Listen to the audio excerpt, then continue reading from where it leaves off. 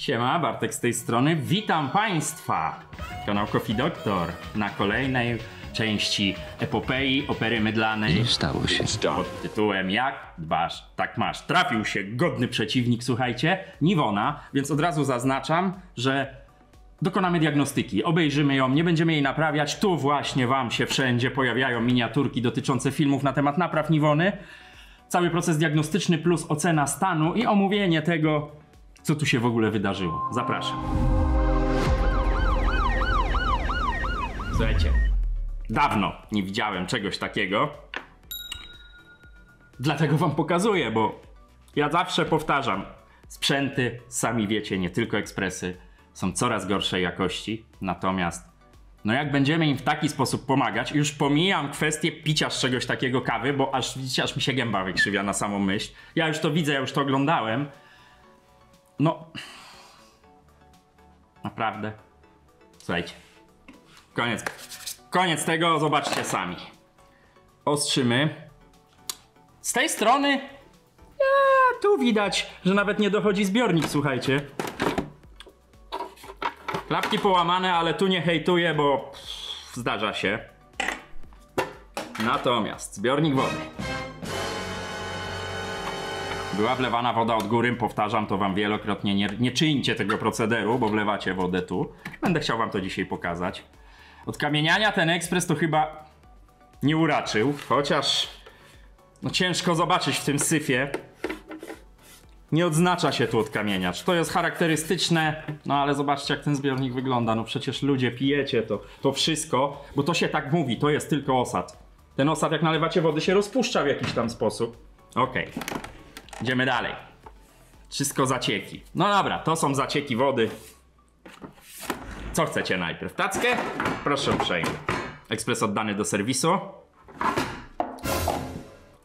Ja wam od razu powtarzam.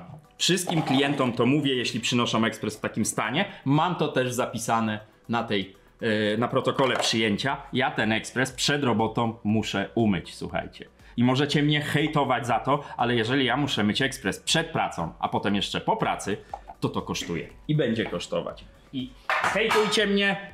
Sorry.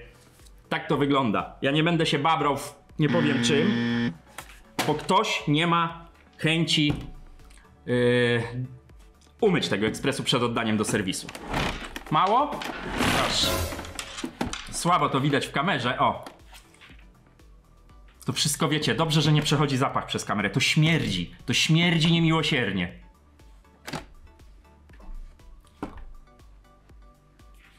Naprawdę, powiem wam szczerze, że odechciewa się, bo no nie wiem, ja bym w życiu urządzenia w takim stanie nie zawiózł do serwisu. Ja rozumiem, są przypadki, kiedy nie wychodzi zaparzacz, tutaj w miarę dobrze. Są przypadki, kiedy nie da się wyjąć zaparzacza. Tutaj zaparzacz o dziwo, chociaż nie no. On nie był w ogóle czyszczony, zobaczcie. Smacznej kawusi, słuchajcie. No będzie dzisiaj taki negatywny film, ale dbajcie o te sprzęty. No przecież jak można pić z tego kawę? No tu akurat ktoś chyba go opłukał, ale już o tacce zapomniał, no. Nie budzi to waszych wątpliwości. Tu wszędzie jest spleśniała kawa.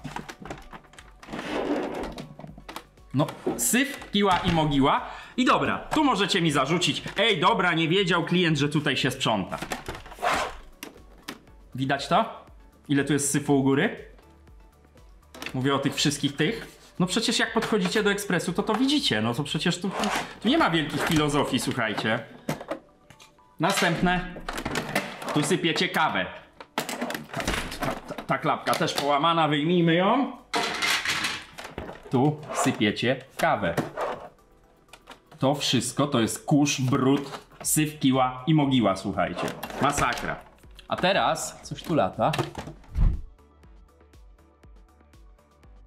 O, to odkręcone w ogóle.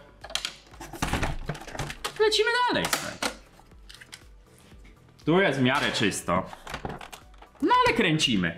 Chciałem nagrać taki film, bo szczerze wam powiem, no mnie by było wstyd. Mnie by było wstyd. Ja pamiętam rozmowę z tym klientem. Oczywiście klienta danych wam nie zdradzę, tego się nie robi. Ja pamiętam rozmowę z tym klientem, był wielce zdziwiony, że ja się czepiam. Natomiast jest na protokole, mam go przed oczami, nie będę wam pokazywał, bo tam są dane wrażliwe. Jest na protokole zapisane dodatkowe opłaty za to, że ja muszę ten ekspres umyć. I tyle. No, jeżeli komuś nie chce się umyć ekspresu w domu, bo nie ma czasu, no to przecież ja mogę myć te ekspresy. Nie ma najmniejszego problemu, słuchajcie. Tylko ja nie jestem przyjacielem, nie jestem pro bono firmą, tylko ja za swój czas biorę niemałe pieniądze. Okej, słuchajcie. Zajeżyło mnie to, bo ja powiem wam szczerze, takich ekspresów wcale mało nie dostaję. To jest smutna norma i wielkie zdziwienie bardzo często. Dlaczego? No tutaj to już wiecie. Tu się nie czepiam, choć mówię o tym na filmach, ale w instrukcji tego nie ma. No ale słuchajcie, no to było widać. No przecież jeżeli robimy to zgodnie z instrukcją, choć tu wątpię, że to było robione zgodnie z instrukcją, patrząc po tym, jak ten zaparzacz tu wygląda. Co to za czerwone coś tu? Śrubki aż pordzewiały. Ale jeżeli zgodnie z instrukcją będziecie wyciągać zaparzacz, no to rzuci wam się w oczy, zwłaszcza ten nieszczęśnik na środku. No przecież w nim jest od cholery kawy. Poczekajcie.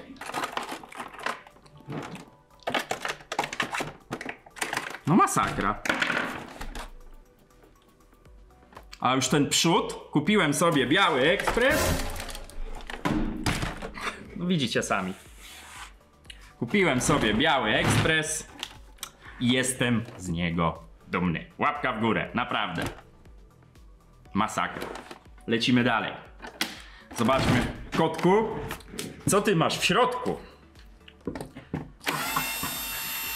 Kręcimy, słuchajcie.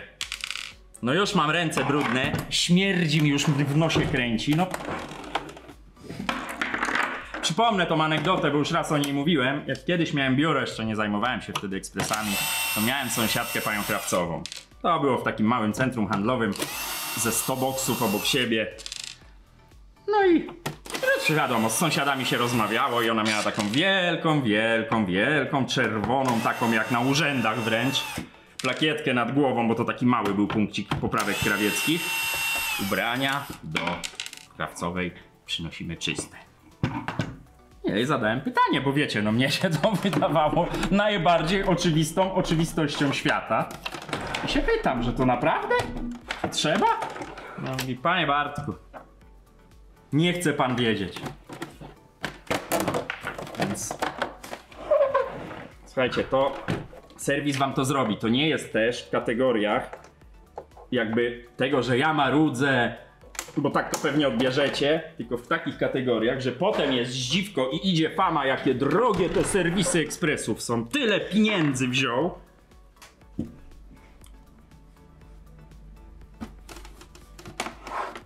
Błąd 8. No błąd 8, no jak tu wszystko zarosło, to błąd 8. Ręce opadają, ja powiem wam, czasami to tracę wiarę. A już najbardziej to mnie zawsze, bo to już kilka takich przypadków, ja już nawet nie pamiętam, ale wtedy jeszcze nawet YouTube'ów nie robiłem. Jest takie wielkie zdziwienie, dlatego teraz oglądam te ekspresy skrupulatnie przy oddawaniu. Jest takie wielkie zdziwienie potem, że tyle pieniędzy, że ja mówię, że syf. No gdzie? Przecież myłem. Słuchajcie. No. No nie myłem. No nie myłem. Pozalewane. Tyle razy powtarzam, w instrukcji też o tym jest. Widzicie? Jak to płynie? Nie bardzo. O, teraz widać. Dolewacie od góry, nie wyciągając zbiornika, ta woda tu płynie. Jura, zwana Niwoną. Niwona ma takie gąbki tu. Zaraz wam pokażę pod młynkiem. To wszystko chłonie wilgoć. Zobaczcie, tu akurat, jeśli by klient miał wilgoć w domu, to tu już by była pleśń. Ta woda płynie tędy. Tu jest czujnik poziomu wody. A jakimś cudem ocalał. Chyba nie włączałem tego ekspresu, bo przecież ja nie będę takiego brudasa włączał. No to co? Zaglądamy do góry. Co robimy dalej? Odkręcamy kopułę młynka. Jeden wkręt, dobra, wyjdzie nam z kopułą. Drugi wkręt. I wyjmujemy. Tu, o dziwo, słuchajcie, jestem zdziwiony, zaraz wam pokażę. Tylko się dostanę do śrubki. Bo śrubki, żeby nam nie wpadły do młynka. No wiadomo, no tutaj to są resztki kawy. Tu jest gąbka i o to mi właśnie chodzi. Już wam pokazuję, to jest bardzo ważne. To jest gąbka wygłuszająca. Ona znajduje się tu wam się wlewa woda. Tu się na szczęście nie dostała, natomiast tu są ślady. O, nawet jest spleśniałe ziarenko kawy. Ta woda, jak dolewacie od góry, wpływa wam tędy. Ta gąbka moknie, to wszystko gnije, a tu macie młynek. No, pamiętajcie o tym, po prostu. Lecimy dalej. Zdejmujemy tą część obudowy. Macie przy okazji dzisiaj tego sywka instrukcję, jak rozebrać ekspres Nivona doszczętnie, moi drodzy. O. No tu w normie. I teraz ściągamy ten bok, no ale żeby go ściągnąć, czekajcie, bo ja już tu ginę, ja jestem już po łokcie brudny. No ale co zrobisz, jak nic nie zrobisz? Wkrętara. Wyciągamy tą śrubeczkę. Cały ten syf z zaparzacza wchodzi wam do przekładni. Potem jest zdziwienie, czemu to tak drogo wszystko wychodzi. Jeszcze musimy wyjąć osłonkę gniazda diagnostycznego, żeby nam nie spadła. Żeby nam wyszedł bok. Tutaj macie złączkę. I teraz, jak to było, bo nigdy nie pamiętam. Do przodu. Do przodu już idzie. Czy ja o czymś zapomniałem? No przecież. Aby zdjąć obudowę, odkręćcie wszystkie wkręty. Słuchajcie, to tak wiecie, no ja tutaj taki dzisiaj negatywny film tworzę, ale to wszystko gnije. Zobaczcie. Widzicie? To wszystko wam włazi wszędzie. No i słuchajcie, miałem takie porównanie kiedyś. Ktoś mi zarzucił, nie pamiętam czy to w komentarzach, czy w rozmowie, że on kosiarki naprawia, żebym ja zobaczył jaki syf jest w kosiarkach. No dobra, ale z kosiarki nie pijemy kawy i nie jemy, a tu jest spożywka. Pamiętajcie, kawa parzy się w 90 stopniach. To wszystko wam do tej kawki włazi. Jakieś potem alergie, rozmawiałem tu kiedyś z lekarzem, wspominałem o tym, jakieś potem alergie. No jak się pije grzybki, pleśnie, to się różne rzeczy dzieją potem. No to słuchajcie, no to... Cały ten ekspres jest do mycia. Dalej go rozbieramy. Oczywiście zawór drenażu do wymiany. Oczywiście przekładnia. No rozbierzmy go, już go nie będę z wami naprawiał. Ale rozbierzmy go, żeby zobaczyć wszystko co się tu dzieje. Tędy sypie wam się, moi mili, kawa. Przez młynka wypada ona tędy wam się sypie. Widzicie te białe naloty tu? Nie wiem czy to widać. To jest pleśń. Za każdym razem po tej pleśni przejeżdża wam kawusia wasza smaczna do filiżaneczki. Do filiżaneczki i no smacznego, słuchajcie, smacznego. Lecimy dalej, bo skoro nie widać śladów od kamieniania, to mam pewne obawy, czy ten ekspres w ogóle był czyszczony. Dzisiaj taka dekonstrukcja brudu na kanale. Ty przede wszystkim powinieneś wiedzieć, jakie to może przynieść skutki. To nierozsądne i niebezpieczne. Kładziemy go na bok. Się sypie kawa, jemu już wiele nie zaszkodzi, jeśli chodzi o brud. Ściągamy wylewkę. Sądząc po tym, jak ona wygląda od spodu, chcę wam to pokazać. Dzisiaj zbliżenia. No smacznego. Po raz kolejny, słuchajcie. Widzicie, tu, wszystko pozalewane. Tu pajęczyny, ale pajęczyny Zyzusie to norma. No i co? Spróbujmy ją odpiąć, tą wylewkę. Gdzie jest mój dziobaczek, którego sobie dzisiaj, słuchajcie, wbiłem rano w palca, krew się polała. Odpinamy wylewkę. Było już kilkukrotnie. Spróbuję ją wyjąć, chociaż ona widzę, że jest tak sklejona na amen, że może mi się to nie udać. Nie zawsze łatwo wychodzi. Trzeba tu trochę porozklejać, słuchajcie. Gadżety. O, idzie. Idzie. A. No to jest tylko osłona. Przypominam, bo bywają o to pytania. Tu są dwa takie zatrzaski, te. No i macie dostęp do wylewki. Na koła. Widzicie co tu się dzieje dookoła. I to jest wylewka. Tu mamy system spieniania. wężyki, górny i dolny, nie pomylcie potem. No będzie widać, bo ten od kawy, który wchodzi tu, jest taki, wiecie, no w kawowym kolorze. O ten. No i dobra. To jest osłonka, brud. No i teraz robimy, słuchajcie, eksperyment. Wpuszczam płyn, oddalę to. Wpuszczam płyn tutaj. Do elementu, w którym teoretycznie chyba nie trafiłem. W którym płynie kawa. Dajmy mu w ogóle tutaj jeszcze ochłonąć, aż się zdziwię, jak będzie czysta. No ale może tak być, słuchajcie, zaraz się dowiemy. Niech tu chwilę popracuje. Niech tu chwilę popracuje, ja to położę tutaj na ręczniku. Rozbieramy dalej. To wszystko do mycia. To wszystko do mycia. A my co? A my lecimy dalej. Zobaczycie, ile tego syfu włazi do przekładni, słuchajcie. Niestety, Nivona ma swoje bolączki, zwłaszcza przy tym zaworze drenażu, który właśnie widzicie na ekranie. Ma swoje bolączki i trzeba o nią wyjątkowo dbać. No taka to jest konstrukcja. Jeśli kupiliśmy taki ekspres bez wcześniejszego jakiegoś researchu, czy takich filmów jak moje, czy innych filmów o Nivonie właśnie, no to warto się tym zainteresować. To nie są, wbrew temu, co większość sprzedawców wam powie, urządzenia bezobsługowe. Nie są. Wręcz bardzo trzeba o nie dbać, jako wszystko, co ma ze spożywką cokolwiek wspólnego. Słuchajcie, wykręciłem wszystkie wkręty przekładni. Odwracamy temat.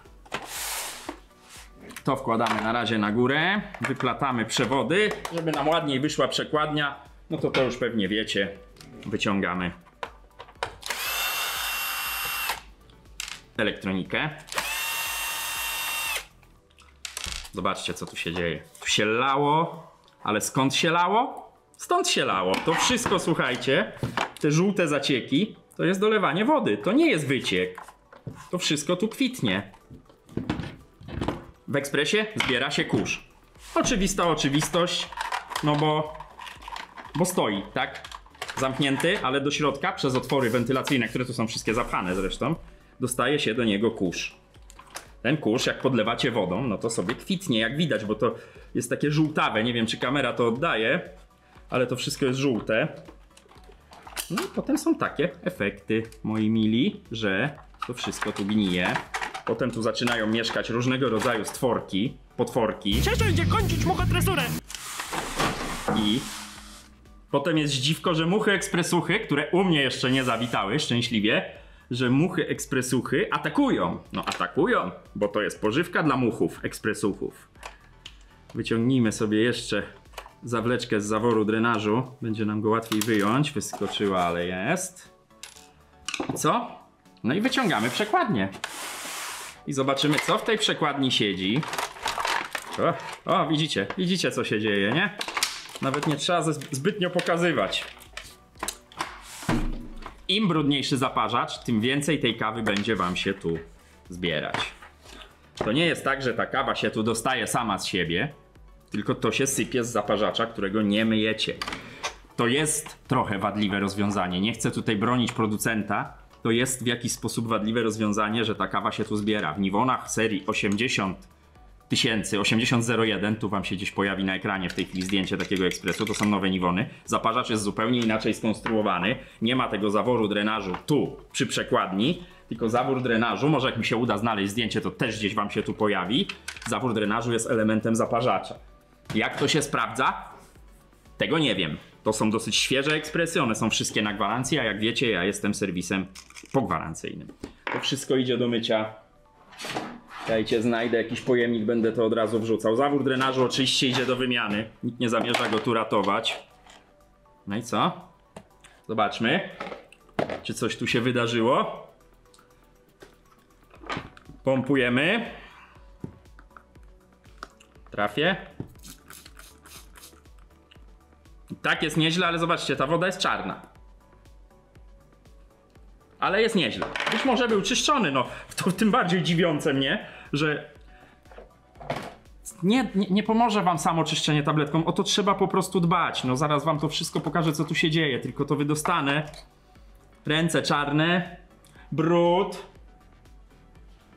I tak jak mówię, ja nie narzekam, bo ja za to wezmę pieniądze. Ja nie robię tego za darmo, słuchajcie. I jak bardzo by nie był brudny ekspres, to ja sobie spojrzę, ile czasu go czyściłem i odpowiednio zostanie wystawiona diagnoza i wycena.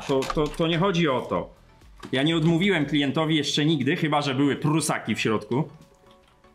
To w takich ekspresów nie przyjmuję. Proszę o odrobaczenie go i przywiezienie. A ja nie odmówiłem klientowi z powodu brudu ekspresu, natomiast od jakiegoś roku już zaznaczam klientowi od razu na protokole przyjęcia, że ekspres jest w takim stanie, że będzie dodatkowe mycie wymagane, które jest dodatkowo płatne. No i tu to już jesteśmy w normie, tak? Syf, syf. Ale zobaczcie, co się dzieje tu. Widzicie? Wszystko to wylazło z drugiej strony od tego brudu. Zapłaczmy nad tym. Naprawdę. Piękny to jest ekspres. On ma strukturę plastra miodu. Czy jakiś tam tutaj ten akurat ma jakiś takich heksagonów, oktagon. No jakąś ładną strukturę. No kurczę, naprawdę. No zróbmy eksperyment. Dajmy temu 2 minuty.